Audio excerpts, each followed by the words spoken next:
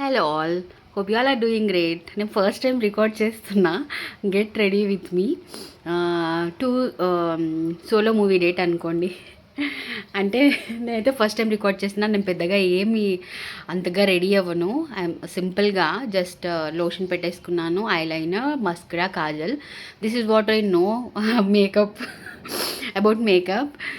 So సింపుల్గా occasionally lipstick అంతే.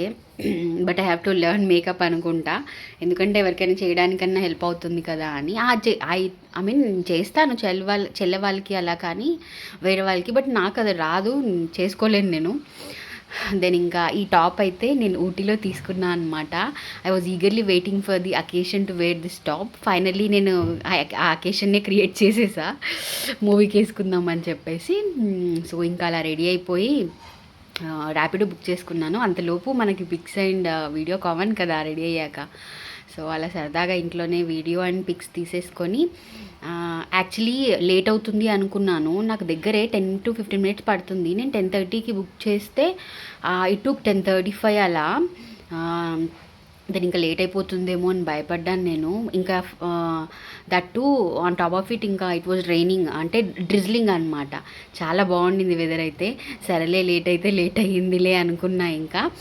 But you know correct టైంకి రీచ్ అయ్యా. I was happy. అక్కడ 10:45 కదా, అసలు అలా లేనే లేదు ఎన్విరాన్మెంట్. చాలా జనాలు కూడా ఉన్నారు బయట, బాగుండింది. నేను ఇలా జస్ట్ వెళ్ళి కూర్చున్నాను, అప్పుడే టైటిల్ పడ్డది. I was happy. Okay, late అవ్వలేదు. మూవీ అయితే బాగుంది, బట్ చాలా ఎమోషనల్గా ఉంది. ఓ గాడ్, ధనుష్ అయితే కిల్డ్ ఇట్. అసలు యాక్టింగ్, ఆ రోల్కి ఒప్పుకొని ఇలా చేయడం చాలా గ్రేట్ అనిపించింది. నేనైతే చాలాసార్లు లేట్ చేసా. నాకు ఇదో మైనస్ ఓ ప్లస్ తెలియదు, కానీ మూవీ చూస్తున్నప్పుడు ఎవరైనా నా పక్కన ఉండొద్దు అనిపిస్తుంది ఒక్కోసారి. అట్ ది సేమ్ టైం ఉండాలనిపిస్తుంది. అంటే ఎమోషనల్ అయ్యి ఏడ్ చేస్తాం కదా, వాళ్ళు చూసేస్తారు అని. ఎవరైనా ఉంటే కవర్ చేసుకొని మరి ట్రై చేస్తా, ఎవరు లేకపోతే చేయొచ్చు అని చెప్పేసి. మీకు కూడా అలా అవుతుందా? అయితే కమెంట్ చేయండి.